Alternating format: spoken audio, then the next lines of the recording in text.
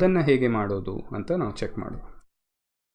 ಅದಕ್ಕೆ ನಾನು print heroes dot count ಅಂತ ಕೊಡ್ತೇನೆ, ಡಾಟ್ ಕೌಂಟ್ ಫಂಕ್ಷನ್. ಓಕೆ, ಅದನ್ನು ನಾನು ಎಂಟರ್ ಕೊಡ್ತೇನೆ. ಓಕೆ, ರನ್ ಮಾಡ್ತೇನೆ. ಏನು ಕೊಡ್ತಾ ಇದೆ ಅಂದರೆ ಕೌಂಟ್ ಟೇಕ್ಸ್ ಎಕ್ಸಾಕ್ಟ್ಲಿ 1 ಎಲಿಮೆಂಟ್ ಅಂತ ಇದೆ. ಓಕೆ, ಸೊ ಅದನ್ನು ನಾನು ಇಲ್ಲಿ ಹೆಸರು ಕೊಟ್ಟು ಎಷ್ಟು ಟೈಮ್ಸ್ ಈ ಹೆಸರು ಬರ್ತಾ ಇದೆ ಅಂತ ಕೌಂಟ್ ಮಾಡಬೇಕು. Okay, that is the required. So ಅದನ್ನು ನಾನು ಕೊಟ್ಟರೆ 1 ಅಂತ ಬರ್ತಾ ಇದೆ.